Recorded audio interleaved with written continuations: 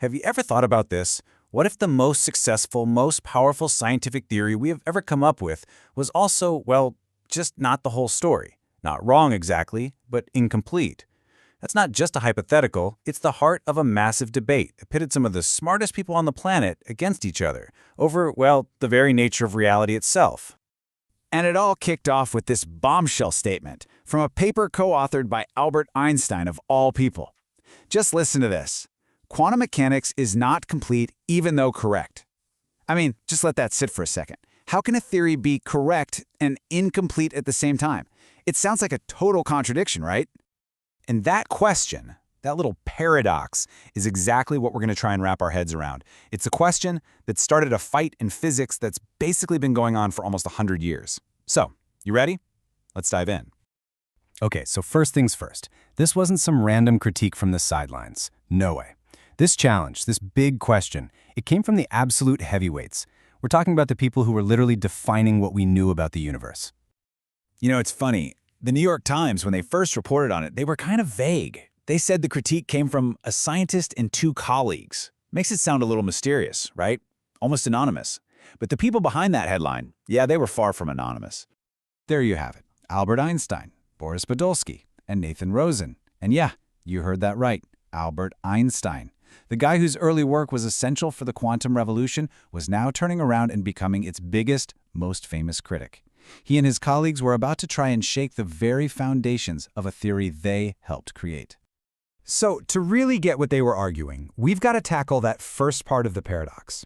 Why did everybody, and I mean everybody, including Einstein, agree that quantum mechanics was correct to begin with? Well, the answer is actually pretty simple. It just worked. And not just kind of worked, it worked brilliantly.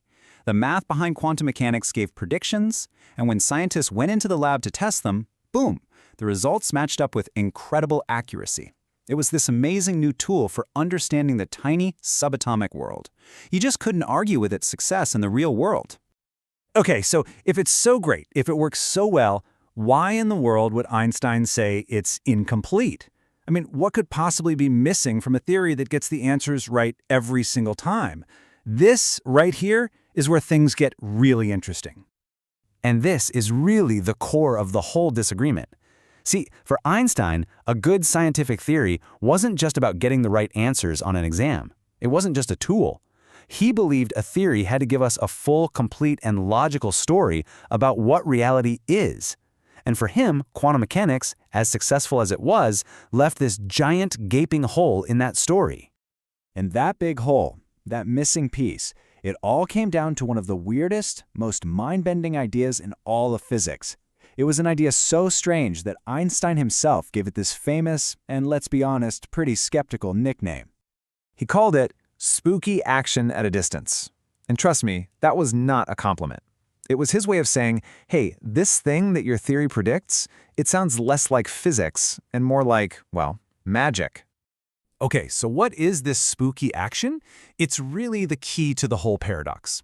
The theory said you could have two particles that are entangled. They're linked. Now, if you measure something about one of them, like its spin, you instantly know the spin of the other one. And I mean instantly, even if that other particle's on the other side of the galaxy.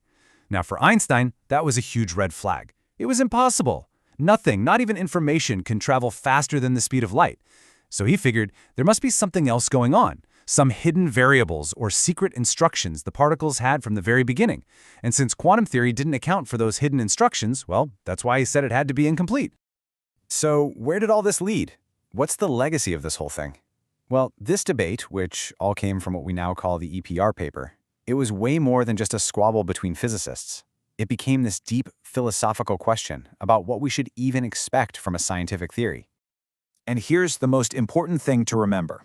Einstein and his team weren't trying to prove quantum mechanics was wrong. Their goal wasn't to tear it all down. It was to push physics to be better. They were essentially challenging the whole community, saying, look, it's not enough for a theory to just work.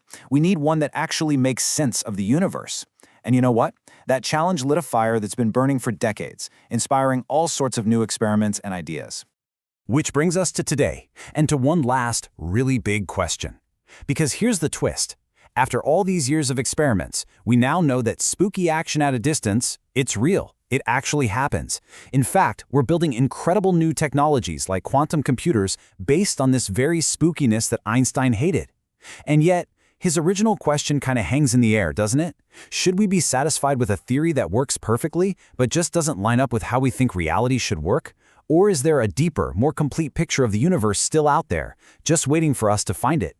And that right there is the incredible, lasting legacy of Einstein's quantum paradox.